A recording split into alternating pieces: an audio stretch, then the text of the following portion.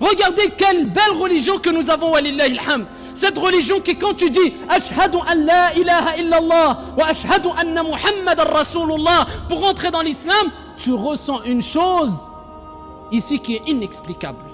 Et la preuve de cela, tous les convertis, ou plutôt les reconvertis qui ont embrassé l'islam, ils nous ont tous dit la même chose. Toutes leurs paroles se réunissaient et partaient dans le même sens.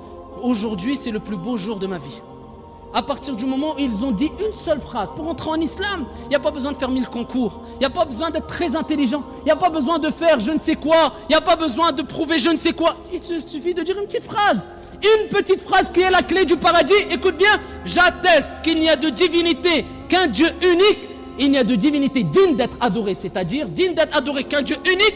Et j'atteste que Mohammed est son prophète et son envoyé, alayhi salatu wassalam. Et tu dois reconnaître que le paradis est une vérité, que l'enfer est une vérité, que les livres révélés sont une vérité, que les anges sont une vérité, que le jour de la résurrection est une vérité. Et tu dois reconnaître et croire en tous les prophètes et les envoyés, c'est-à-dire Moïse, Noé, Adam, Noé alayhi salam, Moussa, Isa, Mohammed alayhi salatu wassalam, Abraham, Ibrahim. Mais tu les reconnais comme étant des prophètes et des envoyés, et pas des dieux, pas des divinités. Pourquoi? Innaka mayyitun wa innahum mayyitun. Allah a dit dans le Coran al-Karim au prophète Mohammed alayhi salatu wassalam, tu mourras et ils devront tous mourir. Tout le monde est mort parmi les prophètes et les envoyés qui nous ont ici précédés, sauf un, c'est Isa alayhi salam, Jésus.